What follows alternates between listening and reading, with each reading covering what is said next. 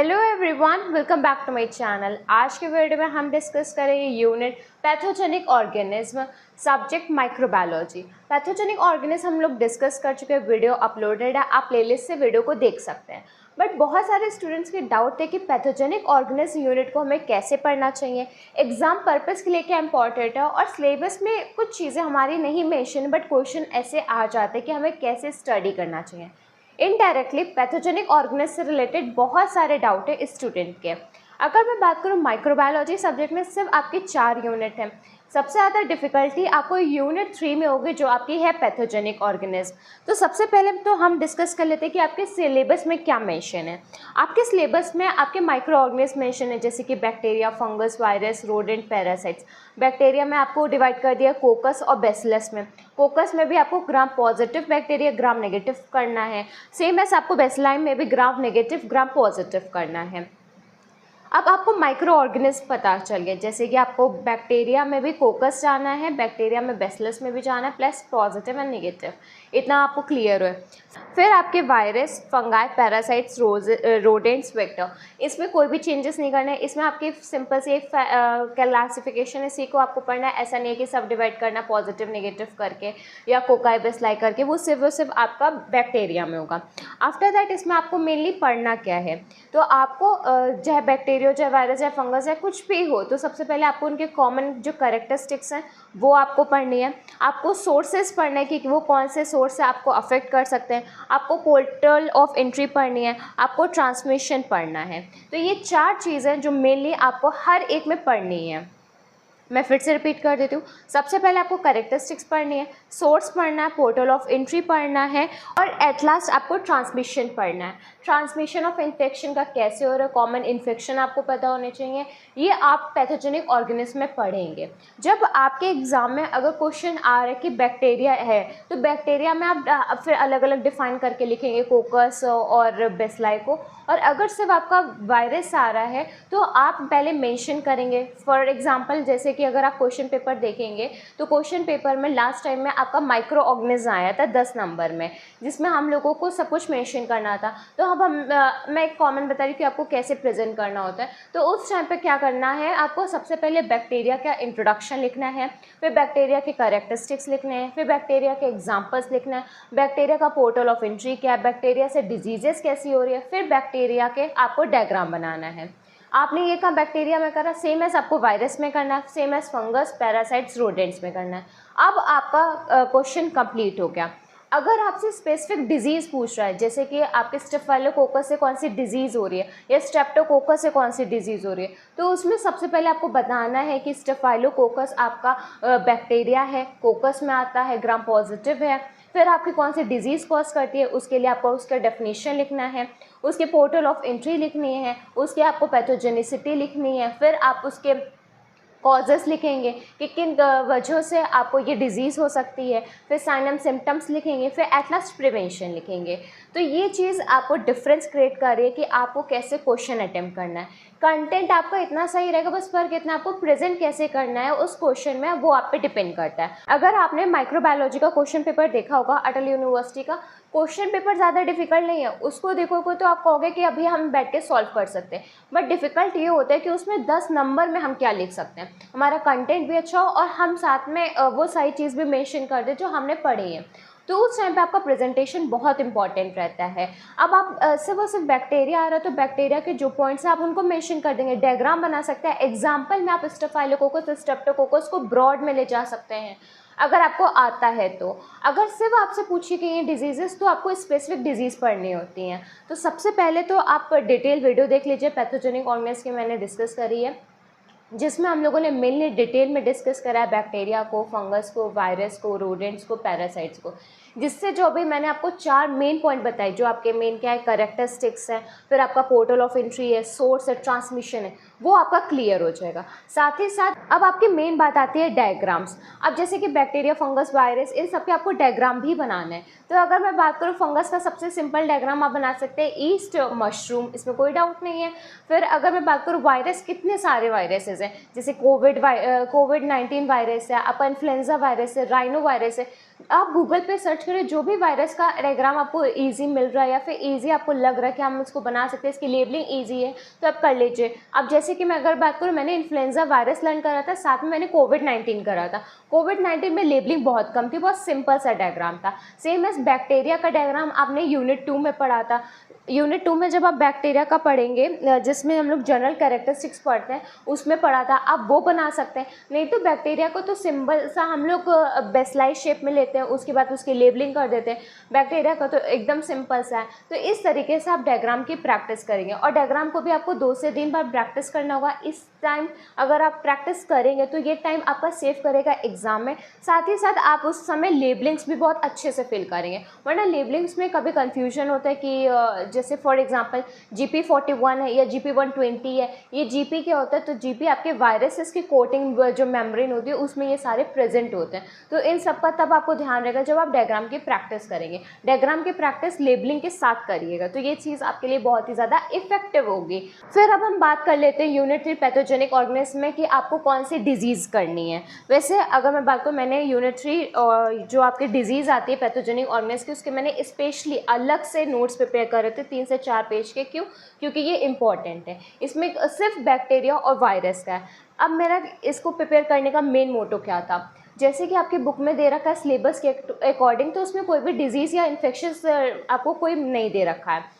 But exam में कभी कभी क्वेश्चन आ जाता है, फॉर एग्जांपल आपको स्टेफाइलो को दे दे या स्ट्रेप्टो को दे दे या निजेरिया का दे दे या कोई वायरस का दे दे, तो उस टाइम पे आप क्या क्या लिख सकते हैं, उसके लिए मैंने ये डेटा अपना प्रिपेयर करा था। तो इन सारी चीज़ें आपको खुद से प्रिपेयर करनी होगी। सबसे पहले मैं बता देती हूँ कि मैंने किस तरीके से करा था, फिर मैं ये चीज़ आपके साथ वीडियो में शेयर भी करूँगी। तो सबसे पहले मैंने कोकाई बैक्टीरिया लिखा, बैक्टीरिया की थोड़ी सी डेफिनेशन लिखी, फिर ग्राम पॉजिटिव बैक्टीरिया के कुछ कैरेक्टरिस्टिक्स लिखे, फिर मैंने स्टेफाइलोकोकस की कुछ कैरेक्टरिस्टिक्स लिखी, फिर उसकी पैथोजेनिसिटी, वेरुलेंस लिखा। मैंने एकदम शॉर्ट में लिखा था क्योंकि मुझे पता है मैं एग्जाम में एलिब्रेट खुद से कर सकती हूँ। अगर आपको लग रहा है कि एलिब्रेट करके लिखना है तो आप अपनी तरफ से प्रिपेयर कर सकते हैं। फिर मैंने डिजीज़ लिखा कि स्टेफाइलोकोकस कौन कौन सी डिजीज़ कॉज करता है। उसके बाद में उसके साइन एंड सिम्टम्स लिखे, फिर प्रिवेंशन, उसको कैसे हम लोग प्रिवेंट कर सकते हैं। अब जैसे इसमें मैंने प्रिवेंशन में सिर्फ एंटीबायोटिक लिखा, बट अगर एग्जाम में आता है तो मैं प्रिवेंशन में ऐड ऑन कर सकती थी कि हाइजीन मेंटेन करेंगे, डाइट मेंटेन करेंगे, काउंसलिंग करेंगे, अपने डॉक्टर से जल्दी मिलेंगे, हम लोगों को मेडिकेशन प्रॉपर करनी है, साथ ही साथ हम लोगों को एक्सरसाइज मेंटेन करना है, हमें किसी से शेयरिंग नहीं करनी है, हमें कंटामिनेटेड फूड नहीं खाना है, और आपको क्लीन वाटर ड्रिंक करना है। एटलीस्ट आपको 1 ग्लास वाटर पर डे लेना है। साथ में फिर ए क्लास एंटीबायोटिक में आप एग्जांपल ऐड ऑन कर सकते हैं, जैसे कि एमोक्सिसिलिन, सिप्रोफ्लॉक्सेसिन और मेट्रोनिडाजोल, मतलब पेनिसिलिन, कितने सारे एंटीबायोटिक है, सेप्ट्रोफ्लोक्सासिन। क्योंकि आपने जब बोर्ड वर्क करते हो तो आपने ये सारी सुनी है, तो आप खुद से ऐड ऑन कर सकते हो। ये आपका स्टेफाइलोकोकस अब जाके कंप्लीट हुआ। फिर अगर ये ज़्यादा मार्क्स में आएगा तो मैं डायग्राम बना दूंगी बैक्टीरिया का, जिससे मेरा काम हो जाएगा। नेक्स्ट है स्ट्रेप्टोकोकस। स्ट्रेप्टोकोकस में आपके 2 क्लासिफिकेशन आते हैं, मतलब स्ट्रेप्टोकोकस के अंदर ही आपके सब डिवाइड होते हैं। एक होता है आपका पायोजेंस में, एक आपका निमोनी में। तो मैंने इसमें मेंशन करा है कि निमोनी से कौन से होंगे और पायोजेंस से कौन से होंगे। तो पायोजेंस से आपका टॉक्सिक शॉक सिंड्रोम होता है, फीवर होता है, स्ट्रेप थ्रोट होता है और एलर्जिक डिजीजेज होती हैं। निमोनी से क्या होता है, निमोनिया होता है, मेनिंजाइटिस होती है, साइनसाइटिस होती है। मेनिंजाइटिस मतलब कि इन्फ्लामेशन होगा मेनिंजेस का, ब्रेन कवरिंग का। साइनसाइटिस इन्फ्लामेशन होगा साइनस का। साइनस आपके 4 होते हैं, आपको पता होने चाहिए उनकी पोजीशन। फिर स्ट्रेप्टोकोकस में कौन डिराइव करा, उनका शेप कैसा होता है और वो कैसे अफेक्ट करते हैं, वो सारी चीज़ मैंने मेंशन करी थी। फिर आपका आता है ग्राम नेगेटिव बैक्टीरिया, जिसमें मैंने निजेरिया गोनोरिया को पढ़ा था। निजेरिया गोनोरिया की बात करूँ, सबसे पहले आप उसके कैरेक्टरिस्टिक्स लिखेंगे, उसके शेप लिखेंगे और वो कैसे प्रमोट करता है, वेरुलेंस को मैंने ये लिखा, और कौन कौन सी डिजीज़ कॉज करता है उस चीज़ को भी हमने मेंशन करा। फिर आपका स्टार्ट होता है बेसिलाई। बेसिलाई में आप पहले पढ़ेंगे ग्राम पॉजिटिव। ग्राम पॉजिटिव में आपका आता है बैसिलस एंथ्रासिस, फिर आपका आता है कॉर्नीबैक्टीरियम डिप्थेरी, फिर आपका आता है क्लॉस्ट्रिडियम टिटानी। इसमें हमने कुछ कैरेक्टरिस्टिक्स, डायग्राम और इसके पैथोजेनिसिटी कैसे करता है, और प्रिवेंशन में आपका एंटीबायोटिक ही रहेगा बैक्टीरिया में। फिर हम बात करते हैं ग्राम नेगेटिव बैक्टीरिया की। इसमें आपके 2 आते हैं, एक आपका आता है ई कोलाई, एक आता है आपका सैल्मोनेला। अब आप बताइए, अगर आपका बैक्टीरिया अगर अलग अलग करके आ रहा है, पॉजिटिव नेगेटिव में करके आ रहा है या फिर कोकाई बेसिलाई में करके आ रहा है, तो इस डेटा से या फिर इस कंटेंट से आप अच्छे से लिख सकते हैं। आपको एड ऑन क्या करना है, स्टार्टिंग में कैरेक्टरिस्टिक्स ऐड ऑन करनी है, बाद में डायग्राम ऐड ऑन करना है। आप अपनी तरफ से बहुत सारे पॉइंट खुद से ऐड ऑन कर सकते हैं। माइक्रोबायोलॉजी सब्जेक्ट में अगर आपको कंटेंट इतना सा है तो आप इतना अपने आप से लिख सकते हैं, बट वैलिड होना चाहिए। ऐसा नहीं कि उसकी वजह से आपका पूरा आंसर कट हो रहा है और आपके मार्क्स डिटेक्ट हो रहे हैं, ऐसा कोई काम नहीं करना है। एट लास्ट आप इसी आंसर में कंटिन्यू कर सकते हैं, पोर्टल ऑफ एंट्री लिख सकते हैं, ट्रांसमिशन लिख सकते हैं, बैक्टीरिया में हॉरिजॉन्टल वर्टिकल कैसे होता है, फिर इन सबको आप कंप्लीट कर देंगे, फिर आपका आंसर कंप्लीट हो जाएगा। अब ये मैंने सिर्फ आपको बताया है बैक्टीरिया का। अब आपका वायरस आता है, तो वायरस में अब आपको क्या क्या पढ़ना है। तो वायरस में आपको HIV वायरस का पढ़ना है, आपको COVID-19 का पढ़ना है, इन्फ्लुएंजा वायरस पढ़ना है, राइनो वायरस पढ़ना है। आपको इसमें मेन पढ़ना क्या होता है, सबसे पहले तो आपको इंट्रोडक्शन पढ़ना होता है, डायग्राम पढ़ना होता है, ये इसमें डिजीज़ कैसे ट्रांसमिशन हो रही है वो पढ़ना होता है, कॉजेज़ क्या है, साइन एंड सिम्टम्स क्या है, लैब डायग्नोसिस क्या करेंगे और एट लास्ट प्रिवेंशन क्या करेंगे। तो अगर मैं बात करूँ, कुछ आप इसके नोट्स प्रिपेयर कर सकते हो और डायग्राम की इसकी प्रैक्टिस ज़रूर करिएगा। जैसे कि ये HIV डायग्राम, आप जानते हैं कि HIV का डायग्राम थोड़ा सा कॉम्प्लेक्स है, उसकी लेबलिंग भी ज़्यादा है, तो उसमें थोड़ा सा आपको टाइम लगेगा। फिर आपको ये COVID-19 का डायग्राम, अगर डायग्राम आप कॉपी कर रहे हैं तो प्लीज़ गूगल से करिएगा, मेरा डायग्राम कॉपी मत करिएगा, क्योंकि मेरे डायग्राम में भी थोड़ी सी मिस्टेक हो जाती है। अब आपको लगे कि इसमें यही शेप है, बट क्या पता मैंने ऐसे शेप बनाया हो, इसलिए डायग्राम की प्रैक्टिस आप गूगल से करिएगा। ये आपके कुछ वायरस है जो आपको प्रिपेयर करने हैं, साथ ही साथ आपके कुछ साइकिल है जो आपके लिए इंपॉर्टेंट है, जो पैथोजेनिक ऑर्गेनिज्म में पूछी जाती हैं। जब हम लोगों का यूनिवर्सिटी एग्जाम था तो मैंने प्रीवियस ईयर क्वेश्चन देखे थे, तो उसमें ये मेंशन था। एक आपकी मलेरिया साइकिल है, एक आपकी एस्कैरिस साइकिल है, एक आपका बैक्टीरिया माइकोबैक्टीरियम ट्यूबरक्लोसिस वो भी मेंशन था। तो इस लिस्ट में मेंशन था, इसलिए मैंने आपको बता दिया है। अगर आप ये सारी चीज़ प्रिपेयर कर लेंगे, ये मैं आपके साथ टेलीग्राम चैनल पे शेयर कर दूँगी और अभी मैं आपको वीडियो में भी दिखा दूँगी एट लास्ट में। और अगर आप सिलेबस कर लेंगे फिर आपका पैथोजेनिक ऑर्गेनिज्म कंप्लीट हो जाएगा। पैथोजेनिक ऑर्गेनिज्म से रिलेटेड आपका कोई भी डाउट हो आप कमेंट बॉक्स में मेंशन करिएगा।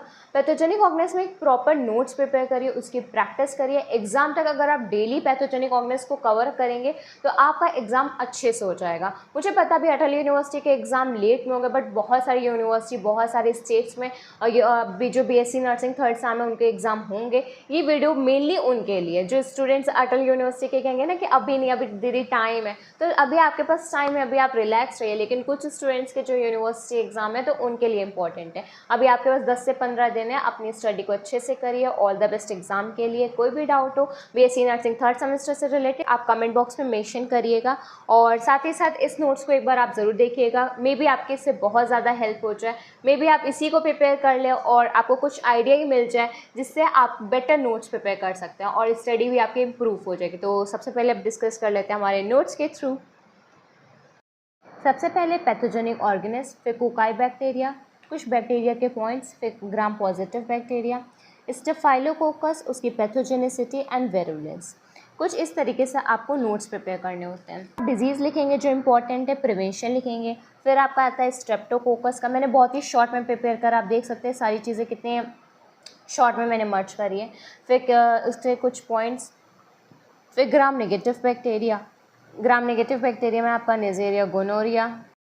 फिर आपका है ग्राम पॉजिटिव बैक्टीरिया, उसमें आपका बैसिलस एंथ्रासिस है, फिर आपका कॉर्निबैक्टीरियम डिप्थेरियल है, फिर क्लॉस्ट्रिडियम टिटानी है।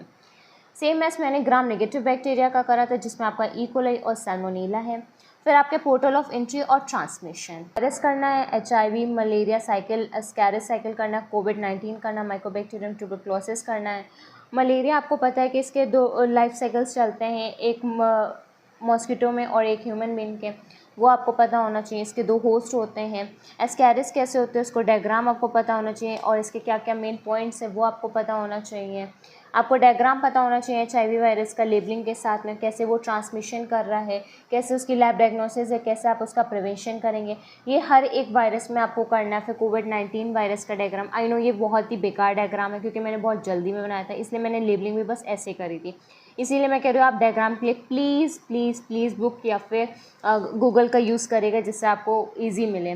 फिर इस तरीके से मैंने कुछ बेसिक से पॉइंट्स लिखे थे। ये पॉइंट्स सिर्फ मैंने रिवीजन पर्पस से लिखे थे, इसलिए वो अपनी रनिंग हैंड राइटिंग नोट्स में प्रिपेयर कर रहे हैं। और बस मेरा मोटो आपको दिखाने का ये है कि आप इस तरीके से प्रिपेयर करके इसकी प्रैक्टिस करिए, यही आपके एट लास्ट एग्जाम के लिए काम आएगा। तो ये वायरस आप देख सकते हैं कि बस ऐसे मैंने बना दिया, इन्फ्लुएंजा वायरस। इसीलिए आपको डायग्राम के लिए गूगल प्रेफर करना है, बुक प्रेफर करना है। ऑल्दो मेरे अकॉर्डिंग आपका डाउट सारे क्लियर हो जाने चाहिए पैथोजेनिक ऑर्गेनिज्म में। जो मुझे इंपॉर्टेंट लगा कि क्या सिलेबस है, क्या आपके इंपॉर्टेंट पॉइंट्स है, क्या एग्जाम पर्पज से है, कैसे आपको शॉर्ट नोट्स प्रिपेयर करने हैं, वो भी चीज़ मैंने डिस्कस कर दी।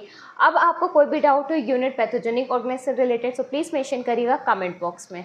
अगर वीडियो अच्छी लगे तो प्लीज़ वीडियो को लाइक कर लीजिए, चैनल को सब्सक्राइब कर लीजिए। Thank you.